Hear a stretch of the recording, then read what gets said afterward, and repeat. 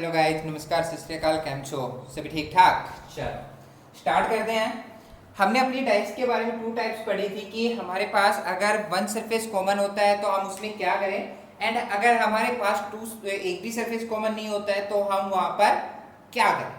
हमने अपनी पिछली वीडियो में डाइस को डिफाइन किया था, डाइस क्या होती है, एंड हमने इसकी 2 टाइप्स की थी। अगर आपने वो मेरी वीडियो नहीं देखे तो आप जाकर देख सकते हैं मेरे यूट्यूब चैनल पर। अब हमारी अगर हम अपनी तीसरी जो टाइप है उसको डिफाइन कर रहे हैं कि मान लो अगर हमारे पास when 2 dice given and 2 surface common, कि अगर हमारे पास 2 डाइस हो और दोनों डाइसों में क्या हो, 2 सरफेस कॉमन हो। जैसे कि मैंने 2 डाइस उठाई,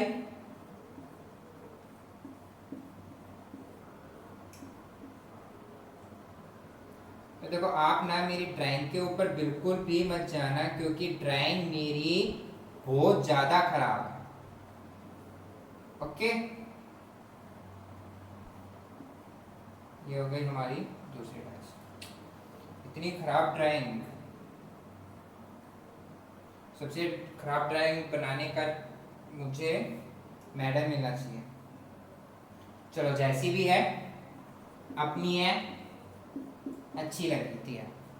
चलो देखो मैंने क्या बोला, when 2 dice given and 2 surface common। Okay, अगर हमारे पास 2 डाइस हो और उन 2 डाइसों में क्या हो, 2 सरफेस कॉमन हो। यहां पर भी 2 है, यहां पर भी 2 है, यहाँ पर भी 2, यहां पर भी 3, यहां पर भी 3 एंड यहां पर 2 2 3 3, दोनों में 2 सरफेस कॉमन है। अगर हमारे पास ऐसी कंडीशन आती है तो उस कंडीशन में हम क्या करें। तो ध्यान रखना, जो सरफेस आपके कॉमन नहीं है वो सरफेस क्या होंगे, हमेशा एक दूसरे के अपोजिट होंगे। अगर आपके पास ऐसी कंडीशन है, अगर आपसे पूछ ले कि when 2 dice given and 2 surface common के केस में पूछ ले, आपको ऐसी कोई डाइस दे दे जिसमें 2 सरफेस कॉमन हो, तो उसमें पूछ ले कि भाई 5 के अपोजिट क्या होगा। तो जो सरफेस कॉमन नहीं है वो सरफेस हमेशा क्या होंगे, एक दूसरे के अपोजिट होंगे। ठीक है, क्या होंगे, एक दूसरे के अपोजिट होंगे। तो यहां पर 5 के अपोजिट क्या हो जाएगा, 6। और एक चीज और है, अगर आपके पास ऐसा कोई केस आता है तो आपसे हमेशा यही पूछते हैं, जो सरफेस कॉमन नहीं है उन्हीं के अपोजिट पूछते हैं। जो सरफेस कॉमन है उनके बारे में आपसे एग्जाम में कोई भी नहीं पूछता। लेकिन बाय चांस कभी पूछ भी ले तो हम उसमें क्या करें। अभी पूछा 5 के अपोजिट क्या था, तो 5 के अपोजिट हमने किया कि भाई अगर मेरे पास 2 डाइस है और उन दोनों डाइसों में 2 सरफेस कॉमन है, तो जो सरफेस कॉमन नहीं है वो एक दूसरे के अपोजिट होंगे। एक दूसरे के अपोजिट क्या हो जाएगा, 5 के अपोजिट 6। तो इसमें यहाँ पर इसने पूछा हमारे भाई साहब ने कि 5 के अपोजिट क्या होगा, तो हमने बता दिया 6, क्योंकि हमें पता है कि अगर हमारे पास 2 डाइसे हैं और उनमें 2 सरफेस कॉमन है तो जो सरफेस कॉमन नहीं है वो एक दूसरे के अपोजिट होंगे। ओके, लेकिन अभी ये पूछ रहे 2 के अपोजिट क्या होगा या फिर 3 के अपोजिट क्या होगा। अभी ये चीज तो हमने देखी नहीं और ना ही भाई साहब ने, हमारे बुक वाले ने बताई कि भाई अगर आपके पास 2 के अपोजिट पूछे या फिर 3 के अपोजिट पूछे तो क्या यूज करे। तो देखो हम आपको बताते हैं। देखो अपना फंडा क्या था, कहां तक था अपना फंडा, यहां तक था कि अगर हमारे पास 2 सरफेस कॉमन हो, अगर हमारे पास 2 सरफेस कॉमन हो तो वहां पर हम क्या करें, जो सरफेस कॉमन नहीं है वो एक दूसरे के अपोजिट होंगे। ओके, लेकिन इनके बारे में पूछे तो देखो अभी ये तो एक दूसरे के अपोजिट हो गए। अभी पूछे 2 के अपोजिट क्या होगा, 2 के अपोजिट 4 भी आ सकता है, 6 भी आ सकता है, एंड क्या आ सकता है, यही आ सकता है। और अगर यहाँ पर पूछे एंड 1 भी आ सकता है, यहाँ पर पूछे 4 के 6 एंड 1, 3 के अपोजिट भी यही आ सकते हैं। देखो 5 के अपोजिट तो आ गया, लेकिन 2 एंड 3 के अपोजिट क्या आएगा, उसमें भाई 4 भी हो सकता है, 6 भी हो सकता है, 1 भी हो सकता है। 3 के भी 4 भी हो सकता है, 6 भी हो सकता है, 1 भी हो सकता है। अगर अभी इनमें से हो सकता है, लेकिन हमें कंफर्म नहीं है कि होगा क्या। तो उसके लिए मैं आपको एक चीज बताता हूँ।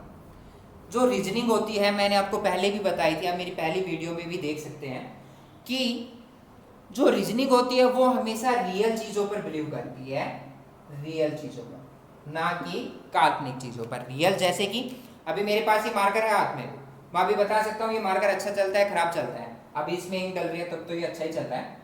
अगर ये खराब चलेगा तो मैं इसकी बुराइयां करूंगा, अगर अच्छा चलेगा तो मैं इसकी बढ़ाई करूंगा, है ना। ऐसा ही है। लेकिन मान लो ये मार्कर मेरे हाथ में हो ही ना और मैंने इसको कभी देखा ही ना हो, तो मैं इसके बारे में कुछ बता सकता हूँ इसकी अच्छाइयाँ या फिर बुराइयाँ? नहीं ना।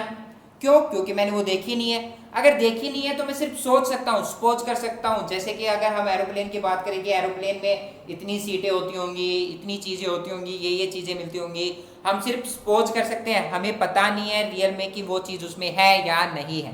तो वैसे ही अभी क्या हो रहा है, यहाँ पर हम सपोज कर रहे हैं कि 2 के अपोजिट 4 हो सकता है, 6 हो सकता है या फिर 1 हो सकता है, 3 के में भी ऐसे ही कुछ हो सकता है। तो अगर कभी भी रीजनिंग में सोचने वाली बात हो, या फिर मैंने क्या बोला, 2 के अपोजिट 4 हो सकता है, 6 हो सकता है या फिर 1 हो सकता है, या फिर हो सकता है, हो सकती है वाली अगर वर्डिंग यूज हो, तो वहां पर रीजनिंग अपना आंसर नहीं देती।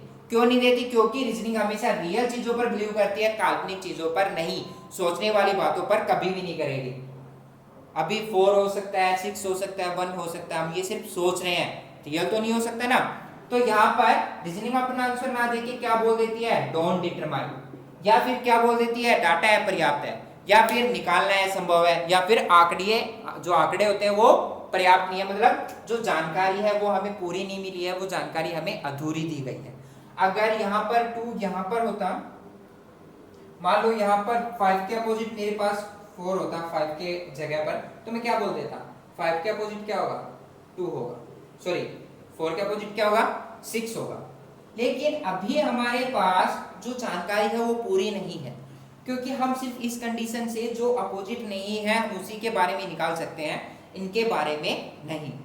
तो हमारे पास ऑप्शन में ऑलरेडी होगा डोंट डिटरमाइन, या फिर आंकड़े है पर्याप्त है, या फिर निकालना है संभव है, या फिर जानकारी पूरी नहीं है। ऐसी जो वर्डिंग है या फिर ऐसे ऑप्शन हमारे पास शुरू से मिलेंगे, हमें उनमें से एक टिक करना होगा। ठीक है? क्यों? क्योंकि इस कंडीशन से हम सिर्फ जो अपोजिट नहीं है उन्हीं को निकाल सकते हैं, बाकी को नहीं। बाकी में 4 भी हो सकता है, 6 भी, 1 भी, कुछ भी हो सकता है। ठीक है? अगर हम ऐसे ही एक क्वेश्चन और करें,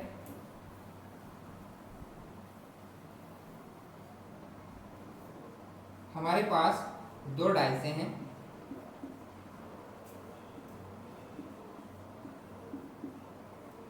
3 6 2, यहाँ पर 6 1 4 हो गया।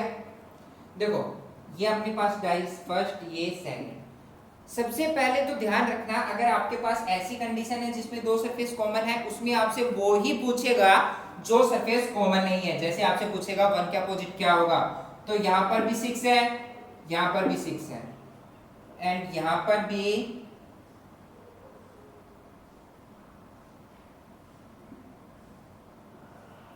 3 है, और यहाँ पर भी 3 है। तो 1 के अपोजिट क्या होगा? तो अगर ये दोनों सरफेस कॉमन है, तो जो सरफेस कॉमन नहीं है वो एक दूसरे के क्या हो जाएंगे, अपोजिट हो जाएंगे। ठीक है?